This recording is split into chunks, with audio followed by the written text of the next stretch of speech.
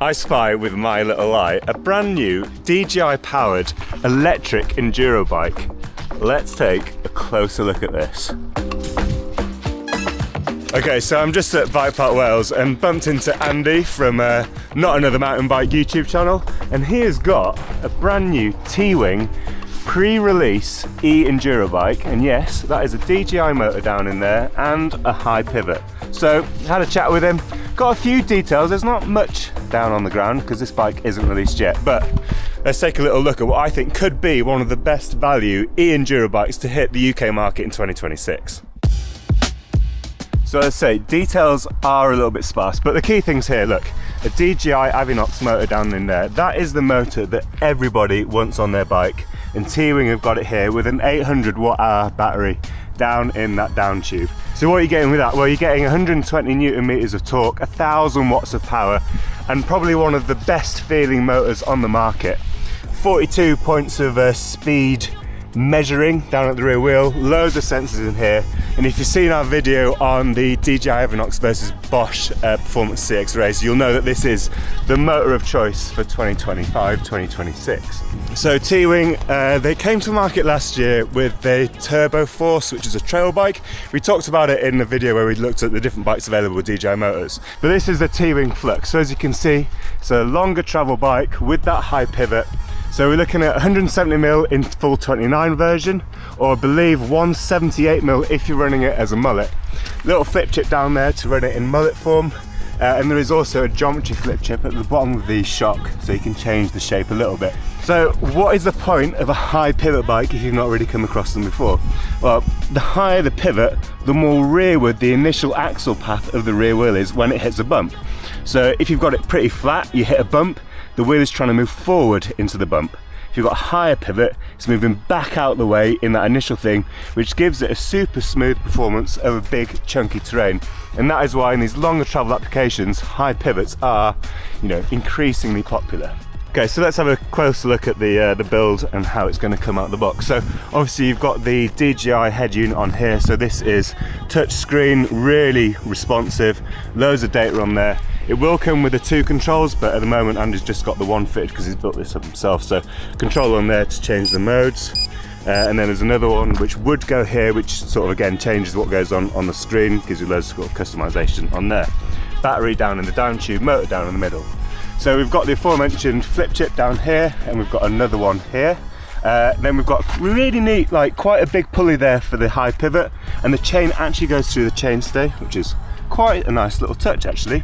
We've got a big old burly link there, which suggests that maybe the initial leverage ratio is going to be fairly high, which could give quite a nice supple feel over those bumps, and obviously a big piggyback shock on the front. It will come with FSA aluminium wheels, but Andy does a bit of work with Hunt, and so he's got his proven wheels on there, very nice.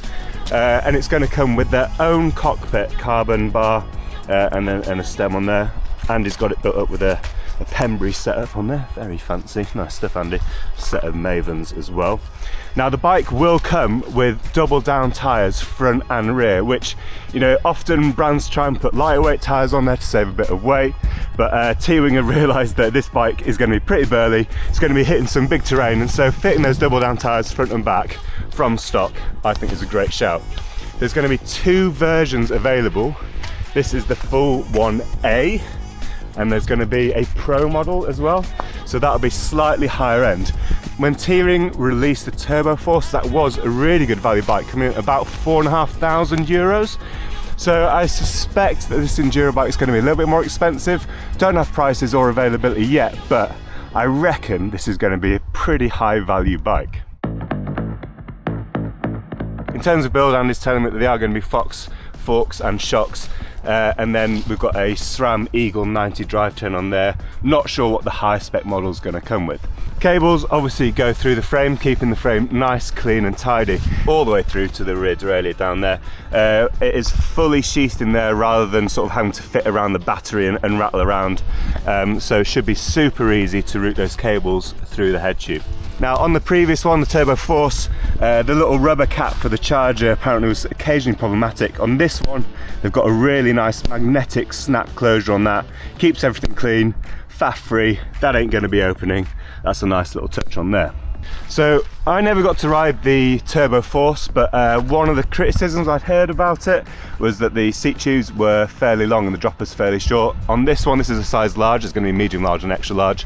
They've shortened the seat tube on there, put a slightly longer drop on there, again reflecting that gravity and tensions of the bike. Now apparently there's not going to be a small version because they can't fit an 800 watt hour battery in that down tube. And Andy says as well that there's double bearings down at this pivot here, so I suspect they've been working hard on that durability.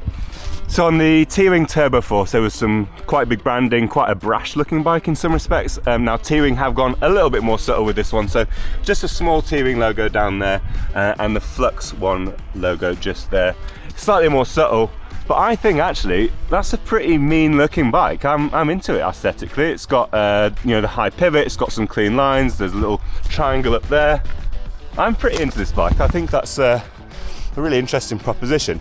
Now, as I say, we don't have any angles or particular tech details, but I do have an angle meter on my phone, so let's have a vague look, see what this head angle could be.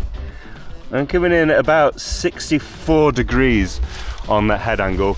The real seat angle, very unscientific, but that is 74, the real seat angle. However, effective seat angle is going to be way steeper than that because the seat tube is in front of the bottom bracket. So let's just say that the angles are looking good on a very unscientific bit of paper.